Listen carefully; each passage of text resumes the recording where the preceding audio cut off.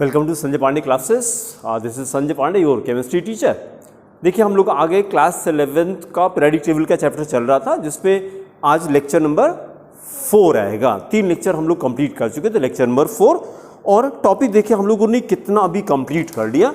तो इसमें हम लोगों ने देखे मेंडलीव पीरियोडिक लॉ कंप्लीट कर लिया था, डिफेक्ट कंप्लीट कर लिया, फिर मोसलेस मॉडर्न पीरियोडिक लॉ कंप्लीट कर लिया। और हम लोग यहाँ पर मेन फीचर्स ऑफ ग्रुप्स, ये लास्ट टर्न पे देख के कहाँ तक हम लोग पहुँच गए थे। मेन फीचर्स ऑफ ग्रुप्स हो गया, उसके बाद फिर main features of periods complete किया। फिर हम लोग यहाँ पे कैरेक्टरिस्टिक्स ऑफ ग्रुप्स, ये वाला टॉपिक हेडिंग करिए नंबर 6, कैरेक्टरिस्टिक्स ऑफ पीरियड्स, नहीं characteristics of groups. Point number 6 पे आ जाइए, characteristics of groups, characteristics of groups. ठीक है, तो फिर थोड़ा सा पहले रिकॉल करते हैं। जो हम लोग का ग्रुप था वो वर्टिकल है कि हॉरिजॉन्टल है? वर्टिकल है, बहुत अच्छा। और जैसे ग्रुप में हम लोग कैसे मूव करेंगे? पीरियड में हम लोग लेफ्ट राइट मूव करेंगे और ग्रुप में हमेशा ऊपर से नीचे आएंगे, टॉप टू बॉटम मूव करेंगे। ऐसे हम लोग का ग्रुप में मूवमेंट चलेगा। ठीक है, अच्छा। अब हमको इसमें 5 प्रॉपर्टी स्टडी करनी है ग्रुप के अंदर। सबसे पहला हेडिंग करिए number 1, number of, first heading करिए number of valence electrons, number of valence electrons. And then listen the explanation. जैसे जब हम लोग ऊपर से नीचे आएंगे, जब ऊपर से नीचे आएंगे तो देखिए पीरियोडिक टेबल भी हम लोग निकाल लेते हैं। ये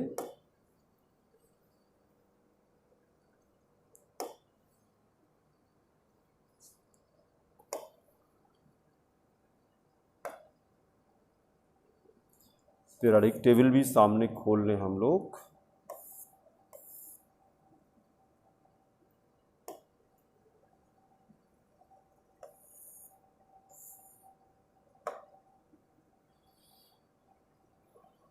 टोटल कितने ग्रुप्स हैं हम लोग के पास? 18 ग्रुप्स हैं। और जैसे ग्रुप में हम लोग जब मूवमेंट करेंगे तो टॉप टू बॉटम मूव करेंगे हम लोग ग्रुप के अंदर, है कि नहीं? तो अब जब नीचे आएंगे, जैसे ऊपर से जब नीचे हम लोग मूव करेंगे तो देखिए जैसे ग्रुप 1 के अंदर आए तो ग्रुप का hydrogen, helium, sodium, potassium, rubidium, CCF, francium, इनका जब इलेक्ट्रॉनिक कॉन्फ़िगरेशन करेंगे एसपीडीएफ के टर्म में, तो हाइड्रोजन का कॉन्फ़िगरेशन क्या आता है? बहुत अच्छा, नहीं 1s1, एसपीडीएफ के टर्म में करेंगे तो 1s1। फिर लिथियम का आता है 1s2, 2s1। बहुत अच्छा। देखिए ऐसे आएगा, जब ऊपर से नीचे हम लोग मूव करेंगे कॉन्फ़िगरेशन तो ऐसे आएगा 1s1, 2s1, 3s1, 4s1, ऐसे चलेगा 5s1, 6s1, 7s1। इसका मतलब क्या हो गया? आउटर मोस्ट में कितने? एक इलेक्ट्रॉन रहेगा सबके आउटर मोस्ट में। और इसी इलेक्ट्रॉन को क्या कहते हैं? Valence electron. इसी को valence electron, electrons present in the valence shell, they are called valence electrons. तो हमको अभी जो करना था, number of valence electron study करना था, number of valence electron study करना था। बोला पेज कहाँ गया? हाँ ये जैसे नंबर ऑफ वैलेंस इलेक्ट्रॉन। तो जैसे ऊपर से नीचे आएंगे देखिए 1s1, 2s1, 3s1, 4s1, 5s1, 6s1 और 7s1। सबके लास्ट में कितना? एक एक इलेक्ट्रॉन आना। तो एक चीज तो कंफर्म हो गई ना कि moving from top to bottom in a group, number of valence electron remain the same रहते हैं। अच्छा, number of valence electron same हो गए तो उनकी वैलेंसी पे क्या फर्क पड़ेगा? वो भी सेम रहेगी, क्योंकि वैलेंसी इसी से होती है, नंबर ऑफ वैलेंस इलेक्ट्रॉन से तो वैलेंसी डिसाइड करते हैं। तो अगर number of valence electron same है, वैलेंस इलेक्ट्रॉन कहते किसको हैं? What are valence electrons? Those electrons which are present in the valence shell, they are called valence electron. तो वैलेंस शेल का कॉन्फ़िगरेशन सामने दिखाई पड़ रहा, सब में एक एक इलेक्ट्रॉन है, तो सबके नंबर ऑफ वैलेंस इलेक्ट्रॉन एक हो जाएंगे और वैलेंसी भी एक हो जाएगी। तो हमको क्या चीज पता लगा कि किसी भी ग्रुप के अंदर जब ऊपर से नीचे आते हैं तो number of valence electrons remain the same, और इसीलिए उनकी वैलेंसी भी सेम रहती है। नोट करिए एक्सप्लेनेशन। हेडिंग किया हम लोगों ने, फर्स्ट पॉइंट लिखे number of valence electrons, then write moving from top to bottom, moving from top to bottom in a group, moving from top to bottom in a group, the number of valence electrons,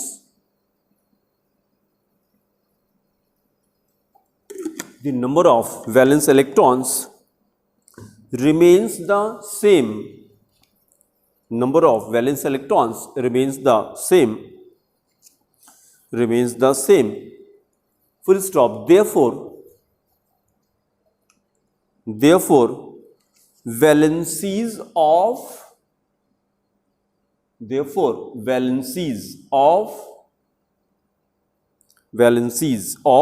all the elements, valencies of all the elements of the same group, of the elements of the same group are the same, are the same, are the same. Then write example. Example, for example में as it is copy करिए, लिखिए इन group 1, example में लिखिए इन group 1, इधर elements लिखिए, elements ऐसे लिखेंगे with atomic number 1H का कॉन्फ़िगरेशन क्या है 1s1, फिर उसके नीचे लिखिए 3Li लिथियम, क्या हो गया 2s1, बोल बोल के लिखिए, फिर क्या है सोडियम क्या है 11Na, चुपचाप मत लिखिए, बोल बोल के लिखिए, तो माइंड इन्वॉल्व होता है जब आप बोल के लिखते हैं। चुपचाप लिखेंगे तो उससे क्या होगा, हो सकता है आप यहाँ पे हो लेकिन माइंड कहीं चला गया, हाँ, तो इसलिए उसको इन्वॉल्व करिए। 11, हाँ फिर से बोलिए, नॉट पोटेशियम 19 पोटेशियम, उसको हाँ एटॉमिक नंबर के साथ बोलिए, ठीक है, हाँ चुपचाप मत लिखिए, जितने बोलना शुरू करिए बोल बोल के लिखे तो माइंड इन्वॉल्व करिए अपने आप को। 19 पोटेशियम का बोलिए, हाँ जोर से बोलिए, जोर से बोलिए, हाँ हाँ 5s1, ठीक है, फिर आगे लिखिए 55, हाँ बोल बोल के लिखिए, बोल बोल के लिखिए, 55 इज सीसियम 6s1, फिर क्या लिखा जाए 87 क्या है, नाम बोलिए फ्रांसियम, 87 है फ्रांसियम, 7s1, फिर देखिए लास्ट टर्न पे, अभी क्लास के पहले आप पूछ रहे थे कि रेडियो एक्टिव एलिमेंट नहीं समझ में आया। जो एलिमेंट ऐसे हैं जिनका न्यूक्लियस के अंदर क्या होता है, न्यूट्रॉन्स एंड प्रोटॉन्स, जैसे न्यूक्लियस है इसी के अंदर न्यूट्रॉन प्लस प्रोटॉन होता है और इसके बाहर इलेक्ट्रॉन्स रहते हैं। जब हम लोग केमिकल रिएक्शन की बात करते हैं, in the chemical reaction only electrons take part in the reaction, और जब न्यूक्लियर रिएक्शन दो तरह के होते हैं, केमिकल रिएक्शन और न्यूक्लियर रिएक्शन। हम लोग जो पढ़ते हैं वो कौन से केमिकल रिएक्शन, न्यूक्लियर रिएक्शन किसको कहते हैं, जिसमें न्यूट्रॉन्स एंड प्रोटॉन्स पार्टिसिपेट करते हैं, न्यूक्लियस पार्टिसिपेट करता है। अब जो एलिमेंट ऐसे हैं देखिए जरा, जैसे नाइट्रोजन है, 7 इसका एटॉमिक नंबर है और 14 इसका एटॉमिक मास है, एटॉमिक वेट है। तो अब जरा देखिए, और एटॉमिक वेट क्या होता है, ये होता है न्यूट्रॉन प्लस प्रोटॉन होता है, और एटॉमिक नंबर क्या होता है, प्रोटॉन होता है। तो हमको बता दीजिए, अगर ये न्यूट्रॉन प्लस प्रोटॉन है और इसका एटॉमिक नंबर 7 है, तो इसमें न्यूट्रॉन कितने हो जाएंगे नाइट्रोजन में, ना, हाँ, न्यूट्रॉन प्लस प्रोटॉन मिलाकर 7 हो जाएगा, पूरा दोनों को मिला के 14 है, जिसमें से एटॉमिक नंबर क्या होता है, एटॉमिक नंबर प्रोटॉन होता है, तो इसमें से 7 प्रोटॉन निकाल दीजिए, तो 14 माइनस 7 बचा। इसके अंदर न्यूट्रॉन कितना हो गया, 7 न्यूट्रॉन। तो अब जरा देखिएगा, इसका अगर n/p का रेशियो निकालते हैं तो न्यूट्रॉन कितना है, 7 न्यूट्रॉन है। प्रोटॉन कितना, 7 है। कितना हो गया, 1 हो गया। जिसका n/p 1 आता है, अगर n/p, ये किसका सिंबल है, देखिए ये क्या लिखा मैंने, अप्रॉक्सीमेटली 1, ऐसे लगाते हैं, इसको बोलते हैं अप्रॉक्सीमेटली 1। जिनका मतलब अब ये 1 से थोड़ा कम भी हो सकता है, 1 से थोड़ा ज्यादा भी हो सकता है, अप्रॉक्सीमेट हमने कहा। जिन एलिमेंट्स का n/p 1 के पास आता है वो न्यूक्लियस स्टेबल होता है, वो न्यूक्लियस स्टेबल होता है और उसका न्यूक्लियस डिके नहीं करता। जैसे जैसे हम लोग एटॉमिक नंबर बढ़ाएंगे तो एटॉमिक वेट भी बढ़ना शुरू होता है। और जब n/p का रेशियो, ये n/p का रेशियो ये आ जाए ग्रेटर देन और इज इक्वल टू 1.5, इसी को रेडियो एक्टिव कहा जाता है। Those elements in which n/p ratio is 1.5 और ग्रेटर 1.5 है या उससे ज्यादा है तो न्यूक्लियस कैसा होगा, अनस्टेबल। अनस्टेबल न्यूक्लियस अनस्टेबल होगा, इसी को रेडियो एक्टिव कहते हैं। रेडियो एक्टिव क्या हो गया, ये अल्फा बीटा गामा रेज का एमिशन स्टार्ट कर देगा, इसी को रेडियो एक्टिव कहा जाता है। ठीक है, और कब तक करता रहेगा, जब तक जैसे न्यूट्रॉन डिके करता है, न्यूट्रॉन निकलना शुरू होता है, न्यूट्रॉन निकलना शुरू होता है। जब न्यूट्रॉन निकलेगा तो न्यूट्रॉन का नंबर कम होना शुरू हो जाएगा। और कब तक निकलेगा, जब तक ये ना आ जाए। ऐसे रेडियोएक्टिविटी चलती रहती है, वो एमिशन चलता रहेगा, एमिशन चलता रहेगा। तो अब आपको नया वर्ड हमको बताना था, जिन एलिमेंट का न्यूक्लियस अनस्टेबल है उसका उसमें क्या होता है, कुछ बोलिए। जिन एलिमेंट्स का न्यूक्लियस अनस्टेबल का मतलब क्या, न्यूट्रॉन एंड प्रोटॉन का रेशियो 1.5 या उससे ज्यादा हो जाए।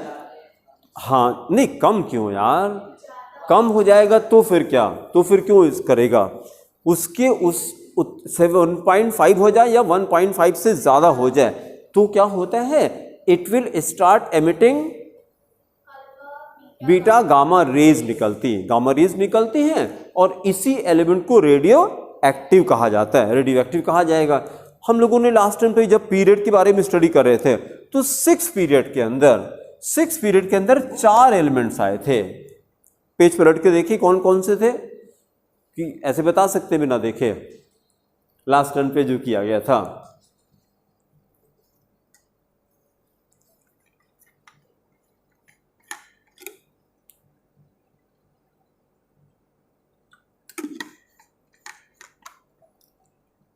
घर पे जाके कॉपी पलटती है कि नहीं, कि बस यहीं पर खुल जाती फिर दोबारा यहीं आके खुलती है। अब देखिए अपनी कॉपी में ढूंढ ही नहीं पा रहे हैं भाई साहब। घर पे जाके रिवाइज किया था आपने, नहीं किया था, किया होता तो मिल जाता। आइए रेचल 6 पीरियड में कॉपी निकालते रहिए, सुनते रहिए। 6 पीरियड में 4 रेडियो एक्टिव एलिमेंट्स थे, वो कॉपी निकाल के ढूंढ के बताइए, क्योंकि जितन को कॉपी में मिल नहीं रहा इनके। 4 रेडियो एक्टिव एलिमेंट्स थे, वो कौन कौन से थे, नोट करके लिखा गया था।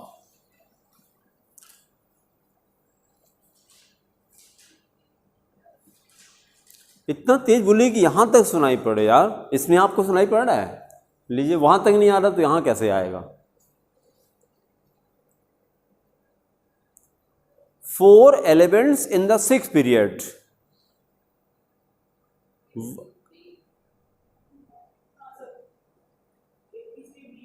हाँ नाम बोलिए उनका, बिस्मथ, हाँ और आगे बोलिए, पोलोनियम। वहां पे नाम लिख लीजिए बेटा, अगर नहीं पता है तो नाम लिख लीजिए। बिस्मथ है, फिर पोलोनियम है। पीरियडिक टेबल में आप जब देखेंगे तो एकदम अगल बगल में है। 6 पीरियड में जाइए और 6 पीरियड में जा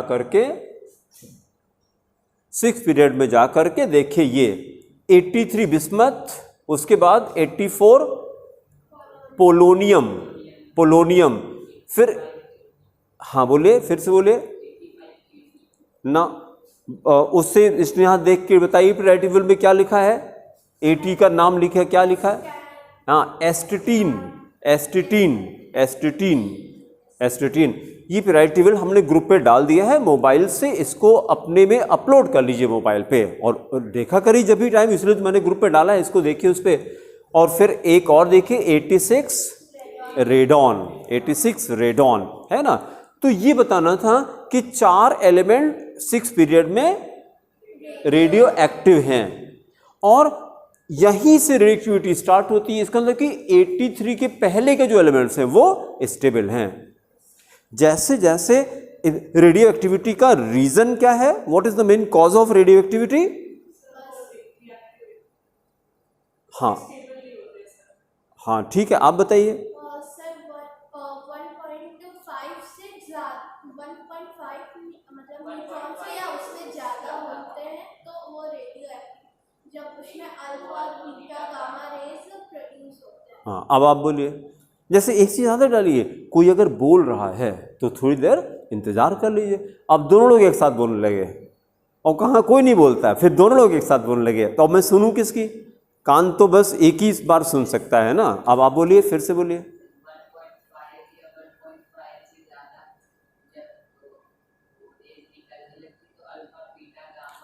1.5 क्या, किलो या किलोमीटर क्या? ये तो बताया नहीं, आप लोग भी नहीं बताया, आपने भी नहीं बताया। 1.5 किलोमीटर था कि किलो था कि ग्राम था, क्या था? 1.5 क्या?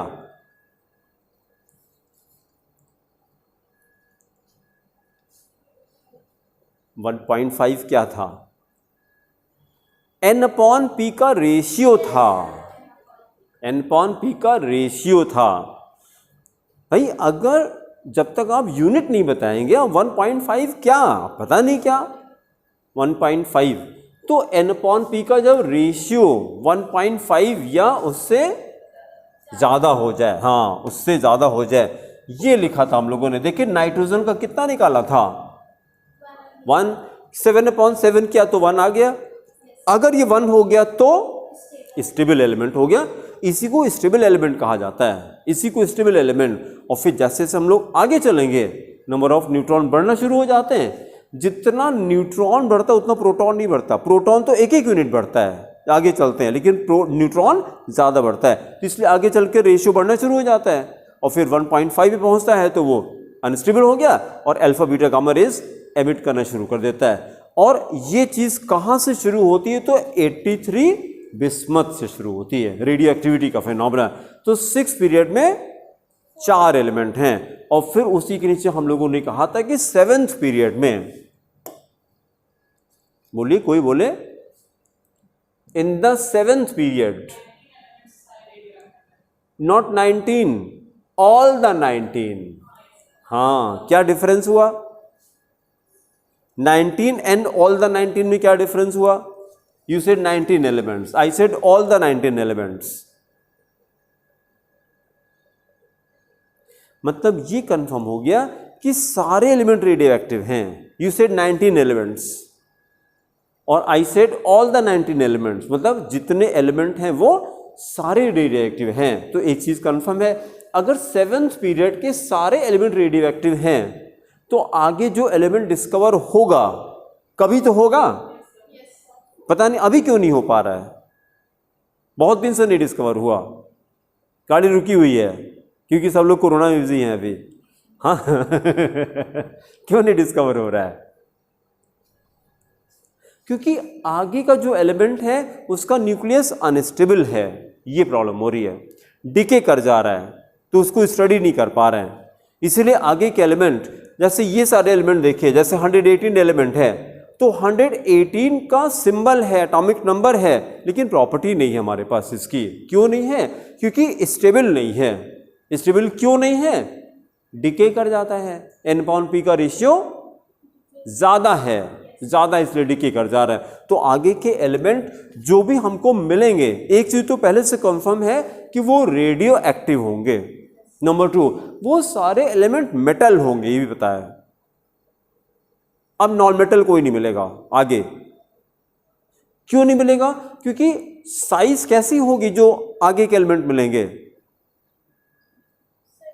बड़ी होगी। ये कैसे पता लगा? क्योंकि अलग से आपको पीरियड ऐड करना पड़ेगा। कौन सा पीरियड ऐड करना पड़ेगा? 8th पीरियड ऐड करना पड़ेगा।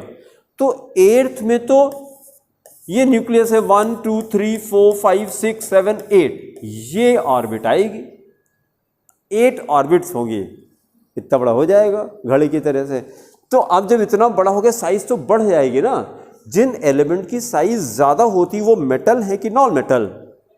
वो मेटल्स होते हैं। नॉन मेटल की साइज कम हो जाती है। इसलिए देखिए अभी जब आगे करेंगे पीरियोडिक टेबल में जैसे जैसे हम आगे चलेंगे तो साइज कम हो जाती है। रिवाइज नहीं कर रहे हैं। लेफ्ट राइट चलते हैं तो साइज डिक्रीज करती है। जब साइज, हाँ बोले, जब साइज डिक्रीज करेगी तो कौन सा कैरेक्टर बढ़ेगा? हाँ, तो नॉन मेटेलिक कैरेक्टर डिक्रीज करेगा। खूब अच्छे से रटिए, metals are bigger in size. कहीं लिखिए metals are bigger in size. Metals are bigger in size. और उसका उल्टा क्या हो जाएगा? Non metals are smaller in size. हाँ लिखिए, non metals are smaller in size. Non metals are smaller in size. Metals are bigger in size, non metals are smaller in size. उनकी size कम होती है। तो इसी बेसिस पे हमने कहा कि आगे जो एलिमेंट हम लोग डिस्कवर करेंगे वो क्या होंगे? मेटल्स होंगे। मेटल्स होंगे क्योंकि साइज उनकी बड़ी आ रही है। ठीक है, तो एक प्रॉपर्टी, एक कैरेक्टरिस्टिक हम लोगों ने कंप्लीट कर लिया। कौन सी कंप्लीट किया? Number of valence shell complete किया हम लोगों ने। Characteristics of group last topic डाला था, उसमें से एक हम लोगों ने स्टडी किया, number of valence electrons. Number of valence electrons. तो अभी क्लास के बाद आप इस यहां से कॉपी कर लीजिएगा। ग्रुप जितने भी एलिमेंट सेम ग्रुप के हैं उन सबके number of valence electron same रहते हैं। ये हम लोगों ने भी कंप्लीट किया। ठीक है, फिर सेकंड पे आ जाइए, नंबर 2 पे आ जाइए। लिखिए रिएक्टिविटी। सेकंड प्रॉपर्टी करिए reactivity. Reactivity and then listen the explanation. आप देखिए, जब आप किसी ग्रुप में ऊपर से नीचे आएंगे तो रिएक्टिविटी का 2 मतलब है। अगर हम पीरियोडिक टेबल के लेफ्ट पे रहते हैं तो ये एलिमेंट मेटल है कि नॉन मेटल? हाँ, और क्या। अभी तो हम लोगों ने बात किया कि राइट हैंड साइड पे क्या है? Non metal. अरे हाँ, नॉन मेटल है। नॉन मेटल है भाई, ये पहले भी बता चुके हैं। इसको आप फिर से कॉपी में ऐसे ड्रॉ कर लीजिए। ऐसे ड्रॉ करिए, पीरियोडिक टेबल एक बनाइए, कॉपी में ऐसे बनाइए छोटी सी पीरियोडिक टेबल, ऐसे बनाइए। इसको क्या शेप कहा जाए? U shape. यू कह सकते हैं, यू शेप में है पीरियोडिक टेबल। किसी बुक में लिखा नहीं है, ये किसी बुक में नहीं लिखा। वो तो होता है ना, कोई भी चीज़ है जब आप उसमें इन्वॉल्व होते हैं तो अपना देसी फार्मूला लगाना शुरू करते हैं और वही आपको याद भी रहता है। किताब वाला नहीं याद रहता, अपना वाला याद रहता है कि नहीं?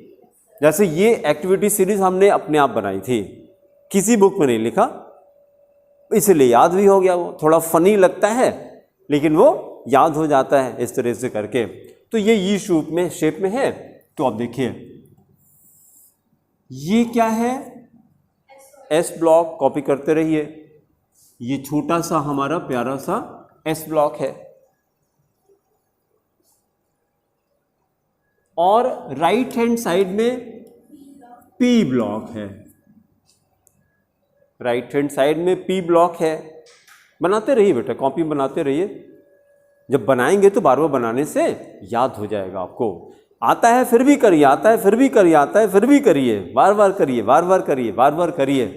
ठीक है भाई, अभी जब आप MBBS करेंगे, जब एनाटॉमी की क्लास होगी, तो फिर आपको सारे स्केलेटन्स दिए जाते हैं। हाँ, सब करने के लिए आपको एग्जैक्ट पता रहे कि आप किसी पेशेंट ने कहा कि हमको पेट में दर्द हो रहा है, तो अब पेट तो इतना बड़ा है कहाँ दर्द, अब पैर में दर्द हो रहा है, अच्छा पैर में, बस इतना काफ़ी है, पैर में दर्द हो रहा है अरे यहाँ से लेके वहाँ तक पैर है। अब पता लगा यहाँ, वो कह रहा है कि यहाँ, इसको नहीं पता क्या कहते हैं इसको, सब यहाँ दर्द हो रहा है, तो अब आपकी जिम्मेदारी है, आप उस हिसाब से दवा देंगे। फिर भाई पेशेंट का काम क्या है, खाली अपना वो दिक्कत बताएगा, उसके बाद आप उसको देखेंगे कहाँ पे दर्द हो रहा है, कहाँ पे दर्द हो रहा है। भाई डॉक्टर, जैसे आपने कभी ध्यान दिया, जीभ निकालिए, क्या देखता है, टॉन्सिल देखता है, वो जीभ नहीं देखता है, टॉन्सिल देखता है। फिर ऐसे ये क्या आंखों के नीचे देख रहा है। ठीक है, तो ये जब एनाटॉमी को पता रहे कि तो फिर सिम्टम से पता लगता है। और पहले डॉक्टर क्या करते थे, ये देखते थे, नर्व्स देख रहे हैं, ये नर्व्स में क्या देख रहे हैं, पल्सेस देख रहे हैं। अब थोड़ा मॉडर्न हो गया मामला, अब क्या करते हैं, स्टेथोस्कोप लगाया,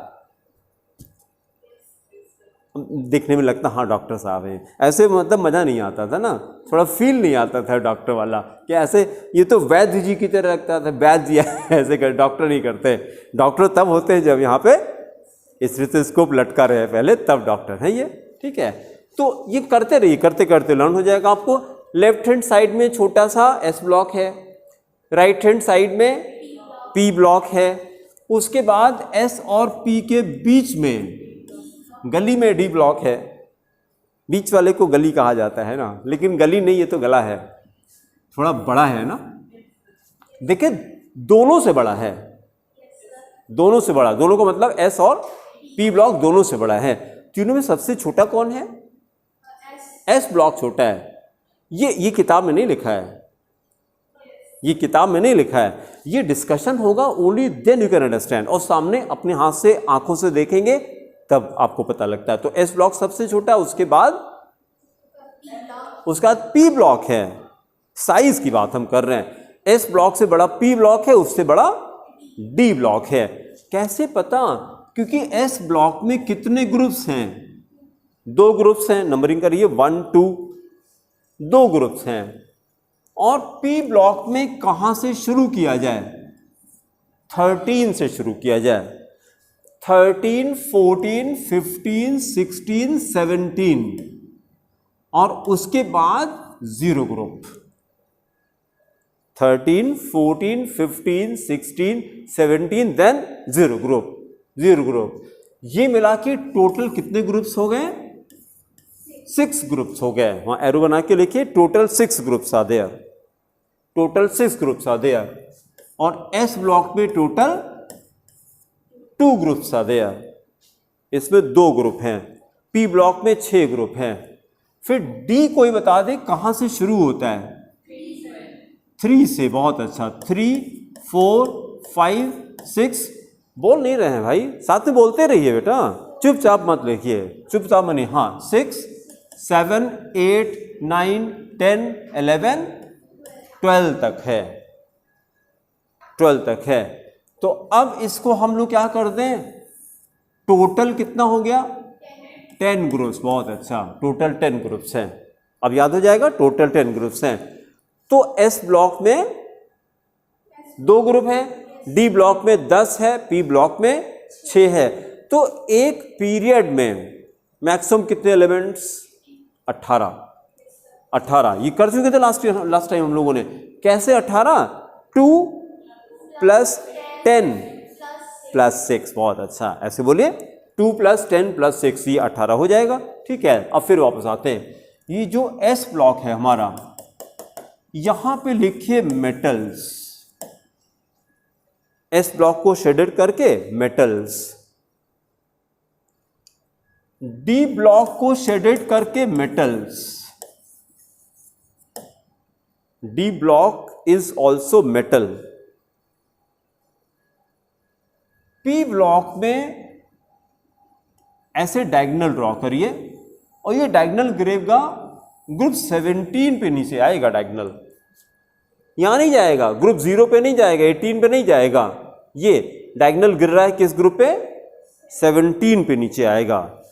यहां पे कौन सा एलिमेंट होगा, एस्टेटीन, AT।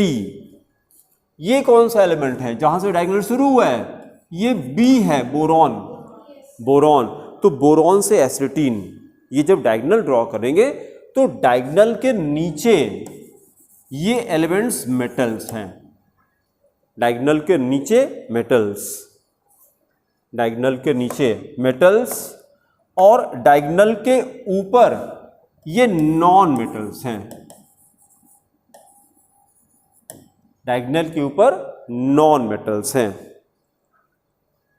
Non metals. और फिर बीच के 4 एलिमेंट हैं, बीच के 4 एलिमेंट हैं। पिराइड में देखिए ग्रे कलर से दिया, एटॉमिक नंबर, हाँ 33, 32, 33, 51, 52, ये 4 मेटलॉइड्स बनाइए, अपनी कॉपी बनाइए, 4 ऐसे बॉक्स बना के और ऐसे लिखिए 32GE जर्मीनियम, 32GE, 33AS क्या है, आर्सेनिक, आर्सेनिक पॉइजनस होता है ना।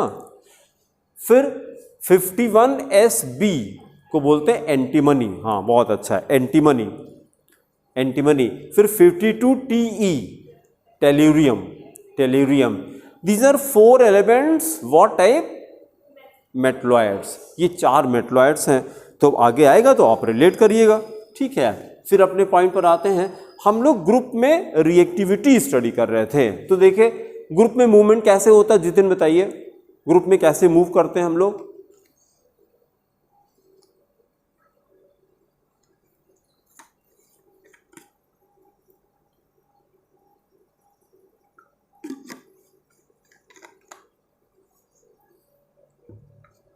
सन्नाटा क्यों हो जाता है, और तेज बोलिए, इसमें आप बताइए। नहीं नहीं नहीं, पहले क्वेश्चन बताइए इनको। हम ग्रुप्स में मूव कैसे करते हैं? ग्रुप में आप बताइए रिचल, ग्रुप में कैसे मूव करते हैं। हाँ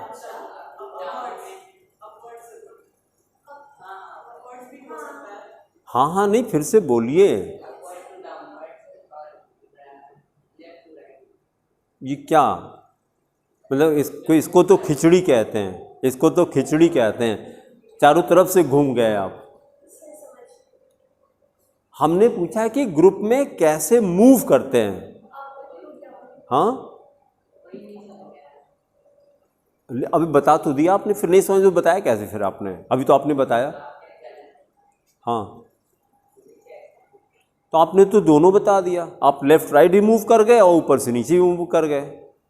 तो लेफ्ट राइट क्या होता है, पीरियड होता है।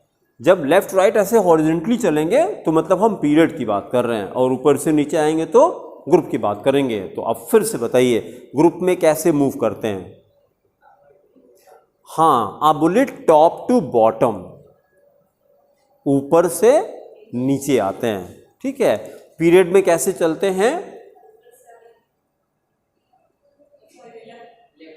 लेफ्ट टू राइट चलते हैं। अब तो समझ में आ रहा है, हाँ। तो जैसे अपने आप को इन्वॉल्व करिए, खाली प्रॉब्लम किस चीज़ की है, हमको जो लगता है, पता नहीं गलत है कि सही है, लेकिन हमको लगता है आपका ध्यान पूरा यहाँ पे नहीं रहता, या आप ही बताइए क्या रीज़न हो सकता है।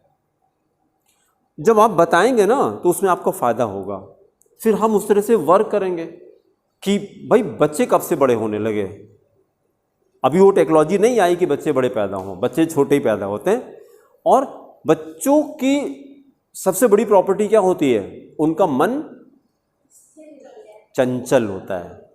बच्चों का मन, ऐसे तो सबका मन चंचल होता है, बड़ों का भी मन चंचल, लेकिन छोटे बच्चों का ज्यादा होता है। क्यों ज्यादा होता है? आपका मन क्यों ज्यादा चंचल होता है? क्योंकि, हाँ बोलिए रेचल बोलिए। नहीं, रीजन ये है आपके अंदर डिजायर ज्यादा होती है, आपके अंदर डिजायर ज्यादा होती है। और हमेशा कभी भी ऑब्जर्व करेगा, माइंड ऐसी जगह कभी नहीं जाता है जो आपको अच्छा नहीं लगता, कभी नहीं जाता है। माइंड वहीं जाता है जो आपको अच्छा लगता है और जो आपके पास नहीं है। हाँ, इसी को डिजायर कहते हैं, जो आपके पास नहीं है और लेकिन वो अच्छा लगता है, तो मन बार बार वहीं जाएगा, बार बार वहीं जाएगा। तो आपको क्या करना है, इसको पकड़ना होगा माइंड को। कैसे? इसको, हाँ, इसको इन्वॉल्व करिए। तो मेरे साथ, इसलिए हम बार बार आपसे कहते हैं कि मेरे साथ बोलते रहिए, चुप मत बैठिए। जहां चुप बैठे ये कहीं ना कहीं आपको लेके चला जाएगा, और उसके बाद कब आएगा ये आपको भी नहीं पता कब आएगा। तो इसलिए मेरे साथ बोलते रहिए, ठीक है। देखिए फिर से देखिए, ग्रुप में कैसे चलेंगे, ऊपर से नीचे चलेंगे, पीरियड में लेफ्ट टू राइट मूव करेंगे। तो आप देखिए जरा, जैसे हम ग्रुप 1 में ऊपर से नीचे आ रहे हैं, तो साइज क्या हो रही है? बढ़ रही है। साइज अगर बढ़ रही है तो मेटेलिक कैरेक्टर बढ़ रहा है, बहुत अच्छा। कैसे पता मेटेलिक कैरेक्टर बढ़ रहा है? अगर साइज बढ़ेगी तो इलेक्ट्रॉन जल्दी लूज करेगा, साइज बढ़ेगी तो फोर्स ऑफ एट्रैक्शन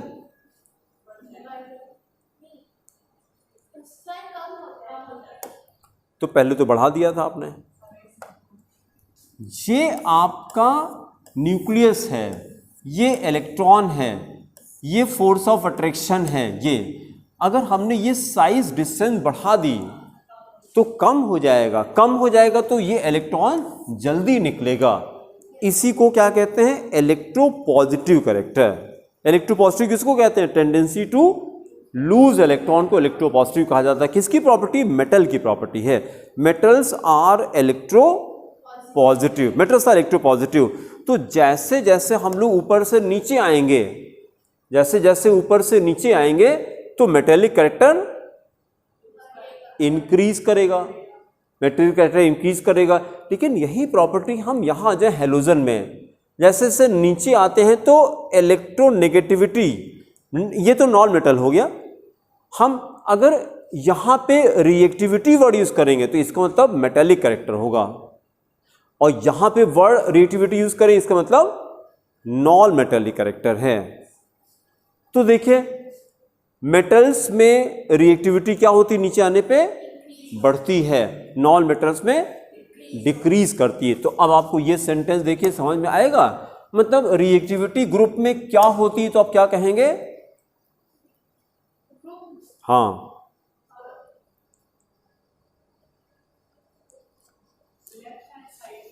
हाँ, बहुत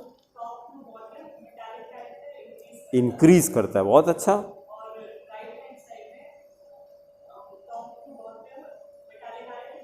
डिक्रीज करता है।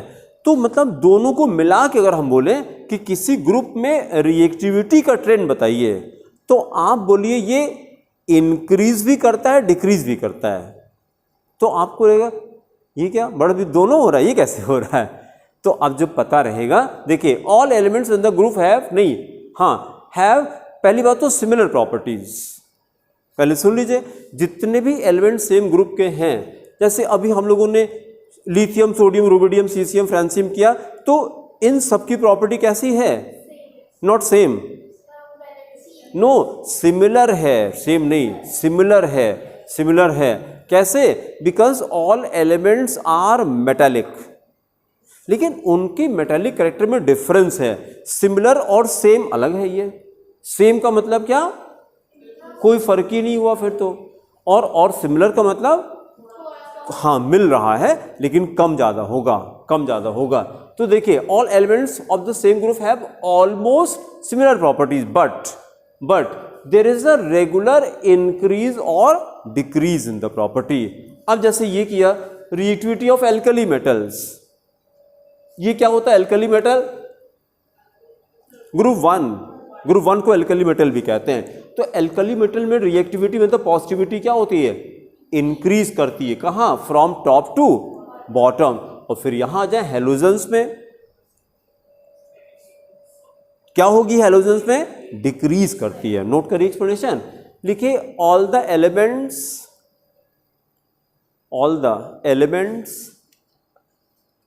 Of a given group, all the elements of a given group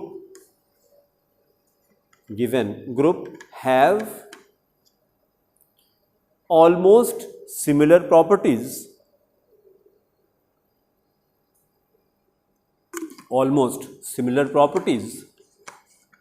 but there is a regular increase or decrease,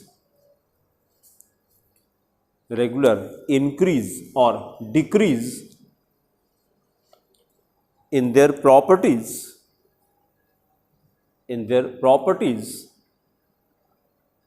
moving from top to bottom,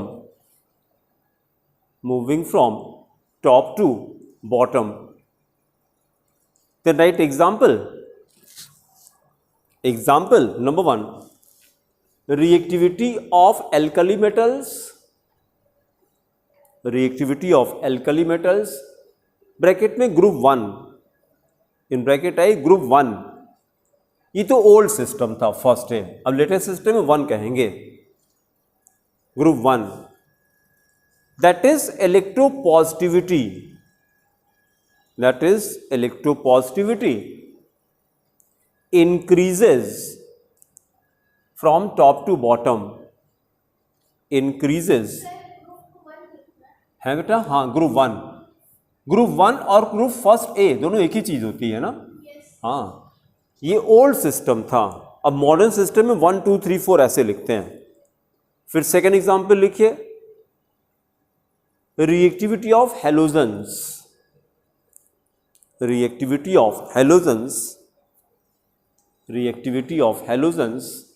in group 17, seventh को 17 कहते हैं ना? In group 17 that is electronegativity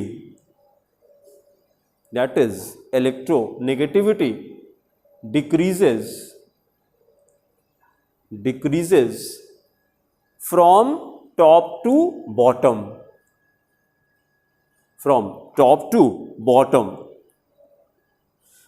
फिर third property करिए atomic size,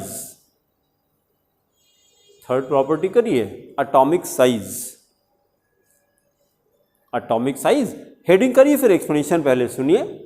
ऊपर से नीचे जब आते हैं तो साइज पे क्या फर्क पड़ता है? ऊपर से नीचे नहीं, अभी जो स्नेहा ने पूछा किस तरफ से, तो जब हमने कहा ऊपर से नीचे, तो फिर किस तरफ से क्या मतलब, क्या हुआ?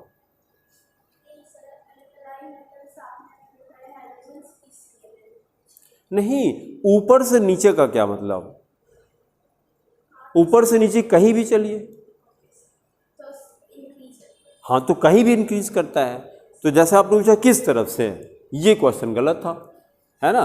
किस तरफ से मतलब कि पीरियड की बात करने लगे आप, और हम ग्रुप की क्वेश्चन कर रहे थे। तो ऊपर से नीचे आने पे साइज बढ़ता है। क्यों बढ़ता है? क्योंकि एक एक शेल बढ़ती है, नोट करिए explanation, atomic size of elements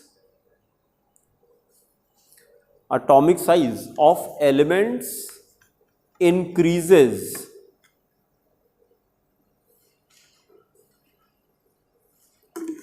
from top to bottom, in a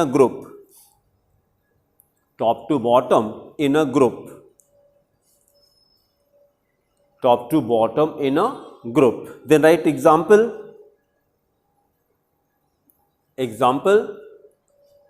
मिलके in group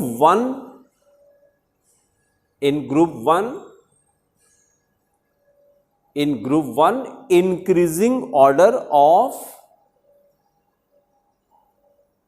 increasing order of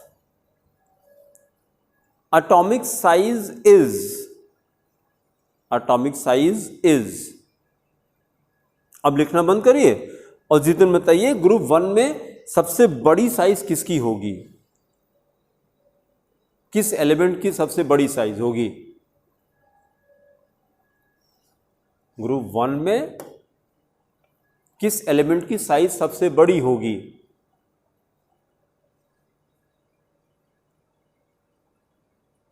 देख के भी नहीं बता सकते हैं। आप बताइए इसने यहां फ्रांसियम है, सामने दिखाई पड़ रहा है, ठीक है। और हाइड्रोजन को एक्सक्लूड कर देंगे। जब भी ग्रुप 1 की बात करेंगे तो धीरे से एक्सेप्ट हाइड्रोजन। क्यों? क्योंकि हाइड्रोजन नॉन मेटल भी है।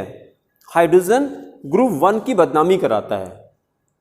ग्रुप 1 का नाम क्या है? Alkali metal. मेटल का काम क्या होता है? इलेक्ट्रॉन देने का है। लेकिन ये मौका मिलते ही इलेक्ट्रॉन ले भी लेती है। तो इन लोग की बदनामी हो रही है। फिर ये लोग ये लोग दानी होते हैं, खाली देते हैं, लेते नहीं हैं। और हाइड्रोजन को मौका मिलते ही ऐसे तो दिखाने के लिए कि हम देते हैं, जहां मौका मिला ले लिया उसने। फिर तो इसलिए जब भी अल्कली मेटल की बात करेंगे तो एक्सेप्ट हाइड्रोजन। तो अब देखिए लिथियम की साइज कैसी है फिर? बहुत अच्छा। तो हम बोले क्वेश्चन करेंगे smallest element in alkali metal is lithium, largest francium. अब ऑर्डर नीचे लिखिए जरा। ऑर्डर में हम लोग लिख रहे थे ना, तो ये हो जाएगा, ये ऑर्डर लिखे। लिथियम ये किसका सिंबल है? Less than. Li less than Na less than K less than Rb less than caesium less than francium. ये ऑर्डर हो गया। फ्रांसियम तो सबसे छोटी साइज लिथियम है, सबसे बड़ी साइज फ्रांसियम की है, ठीक है। याद रखिएगा। फिर अगली प्रॉपर्टी करिए नंबर 4। टोटल 5 थी इसमें। Metallic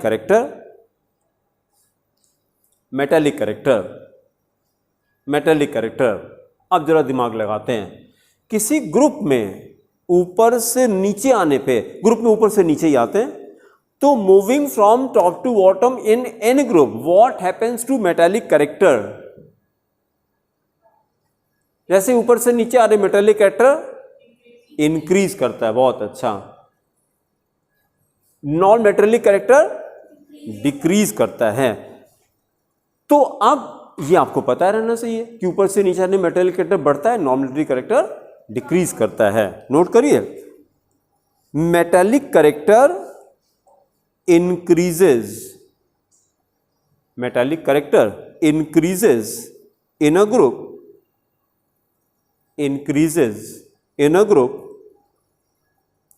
moving from top to bottom, moving from top to bottom in a group, moving from top to bottom in a group, full stop. This property is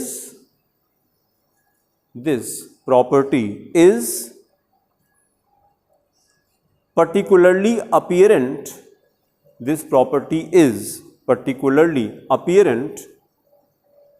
particularly apparent in groups 14, 15 and 16. 14, 15 and 16. 14, 15 and 16. अब नीचे लिखिए example. इन group 15, fifth ए को क्या कहेंगे? 15, fifth ए को 15 कहेंगे ना, तो लिखिए इन ग्रुप 15, 15। अच्छा, ग्रुप के एलिमेंट्स वर्टिकल होते हैं कि हॉरिजॉन्टल?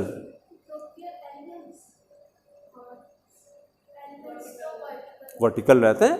हॉरिजॉन्टल तो पीरियड में रहते हैं। तो इन एलिमेंट्स को वर्टिकली लिखिएगा। ये 15 के एलिमेंट हैं, लिखिए 7n,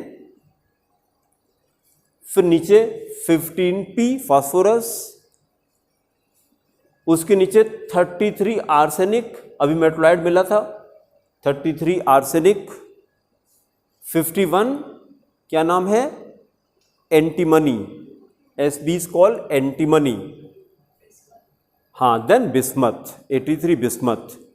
अब इसको क्लासिफाई करते हैं। देखिए नाइट्रोजन फास्फोरस ये दोनों नॉन मेटल्स हैं, नाइट्रोजन फास्फोरस को कंबाइन करके लिखिए नॉन मेटल्स, नॉन मेटल्स। फिर देखिए नॉन मेटल से जब नीचे आएंगे तो एकाएक मेटल थोड़ी ना मिलेगा, उसके बीच में मेटलॉइड मिलता है जिसके अंदर मेटल नॉन मेटल दोनों के कैरेक्टर होंगे। नॉन मेटल घटेगा और मेटल बढ़ेगा।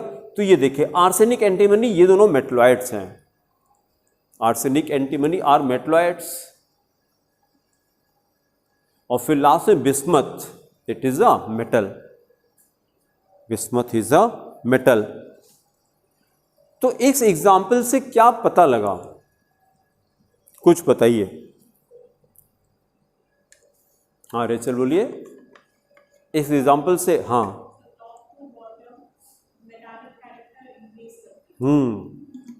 और नॉन मेट्रिक कैरेक्टर डिक्रीज करता है, डिक्रीज करता है। ये बीच में मेटलॉइड क्यों आया,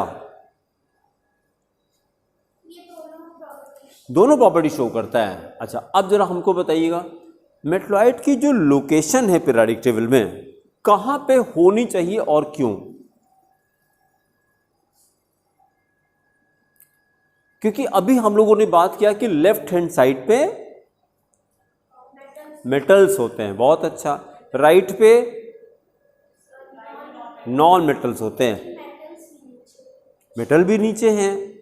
और एक क्वेश्चन तो और पहले अलग से करते हैं कि परसेंटेज मेटल का ज़्यादा है कि नॉन मेटल का, पूरे पीरियोडिक टेबल में लगभग कितना परसेंट मेटल होगा। जब भी जो कॉपी बना के देखा, देख के अंदाजा कुछ लगाइए। जो आपने लेफ्ट में बोले 12%, ये जितिन 12% कह रहे हैं। हाँ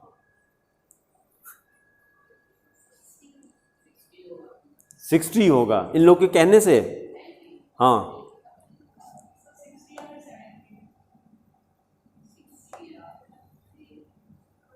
ये हैं, हाँ सबसे बढ़िया सेफ होने के लिए ये 3 अभी जो हम लोगों ने बनाया था। हाँ ये 60 लग रहा है मेटल, हाँ सेफ होने के लिए 65 ठीक है।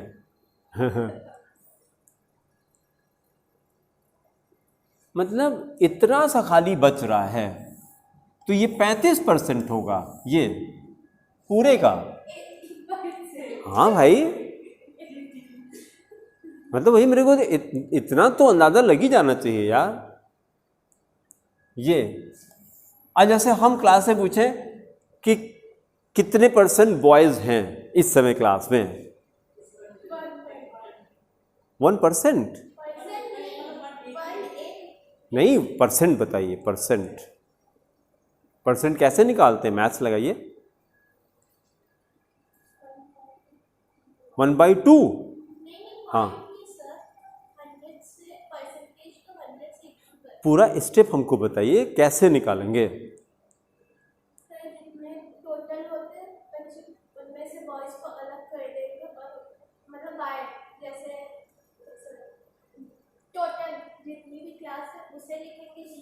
हाँ अपॉन जितने बॉयज हैं उनको अपॉन में देंगे, हाँ इनटू ऑफ 100 करेंगे। हाँ उल्टा हो गया बेटा थोड़ा सा। अपॉन किसको कहते हैं, नीचे वाले को कहते हैं, ठीक है। तो अब जैसे यहाँ पे मतलब पता नहीं कैसे ये देखें, इतना देखिए, इतना देखिए, इतना देखिए, अब ये मिला के 60%। बहुत जब जोर डाला तो आप 5% और बढ़ा दिए। मेटल कहेगा अच्छा हमारी कोई वैल्यू नहीं है। 80% एलिमेंट्स आर मेटल्स, और आगे भी जो एलिमेंट डिस्कवर होंगे वो मेटल ही होंगे। तो ये आपको रफली दिमाग में किसी बुक में ऐसा लिखा नहीं मिलेगा, ये डिस्कशन करते करते आपको पता लगा कि most of the element metals होते हैं। ठीक है, फिर जब हम ये बात कर रहे थे कि जब ग्रुप में आते हैं ऊपर से नीचे, ग्रुप में ऊपर से नीचे आते हैं, उसके हिसाब से बताइए या अलग से क्वेश्चन बताइए, मेटलॉइड की पोजीशन कहां होनी चाहिए? और बताइए, हम रिस्पेक्टिव जैसे हम कहें मेटल्स कहां पे हैं पीरियोडिक टेबल में, तो क्या बोलते हैं आप? बहुत अच्छा, हाँ। और जिसको एस ब्लॉक पी ब्लॉक ना पता हो तो कैसे बताएंगे? फिर 80%। जिसको कुछ नहीं पता है उसको बताना मेटल कहाँ पे होती पीरियोडिक टेबल में, बोल के बताना, लिख के नहीं, तो कैसे बताएंगे? जिसको कुछ नहीं पता बेटा, पहले दिन क्लास से बैठा है, उसको बताना है कि मेटल कहाँ पे होता है पीरियोडिक टेबल में, तो बोल के कैसे बताएं? ब्लॉक भी नहीं पता।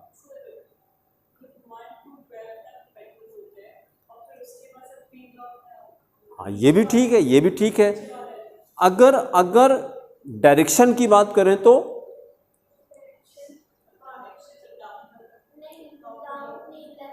लेफ्ट में मेटल कहाँ होती है? लेफ्ट।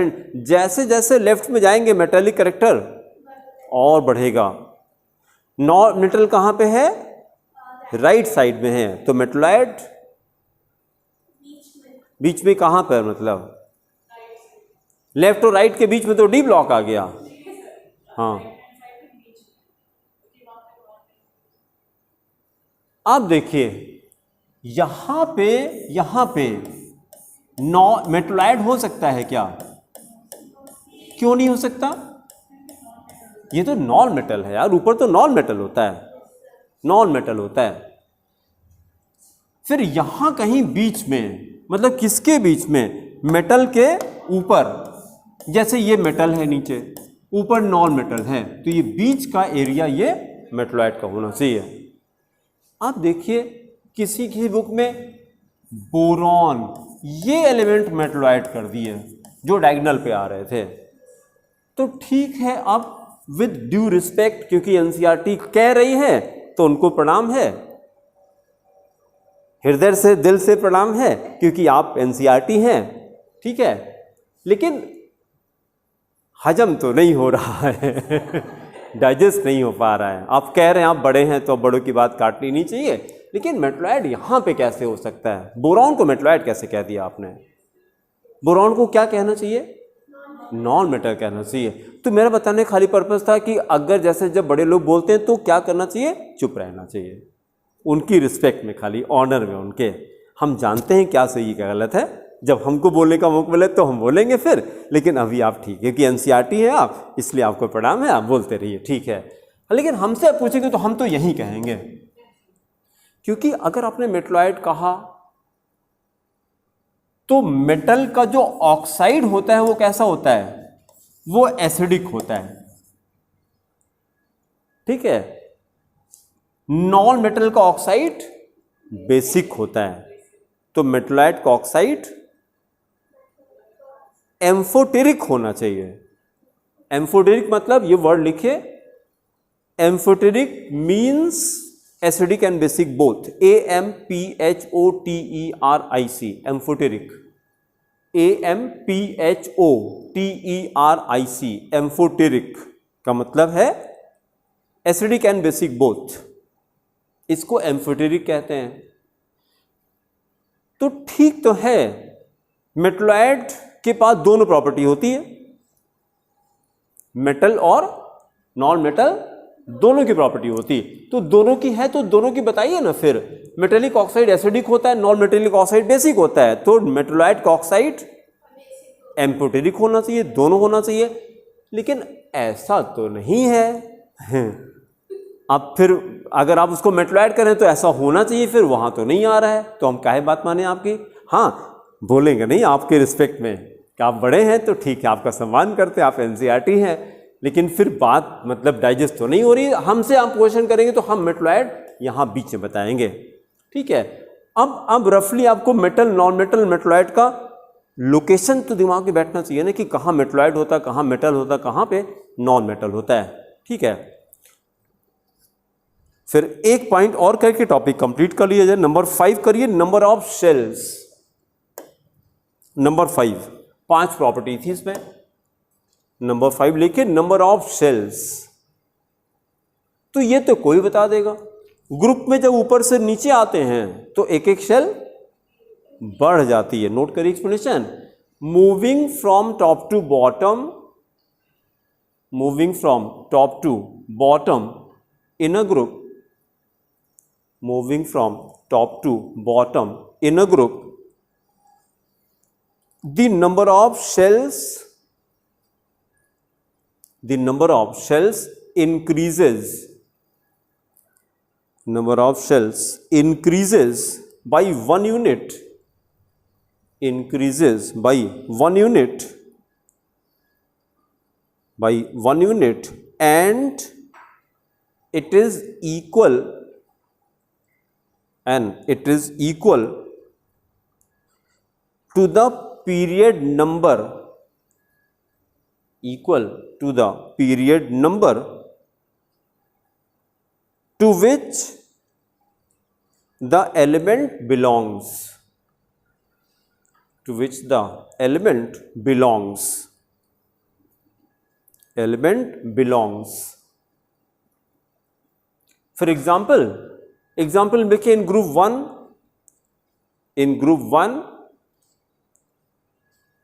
इन ग्रुप 1, तो फिर ऐसे लिखे, लिथियम में कितना 2 सेल्स हैं, Li 2 सेल्स, उसके नीचे कौन है, सोडियम 3 सेल्स, सोडियम 3 सेल्स, फिर नीचे आइए potassium, how many 4 shells, 4 shells. रेचल इसके नीचे का एलिमेंट बताइए, पोटेशियम के नीचे, देख के बताइए, देख के बताइए, कुछ नहीं करना, बार बार देख के, देखते देखते लर्न हो जाएगा।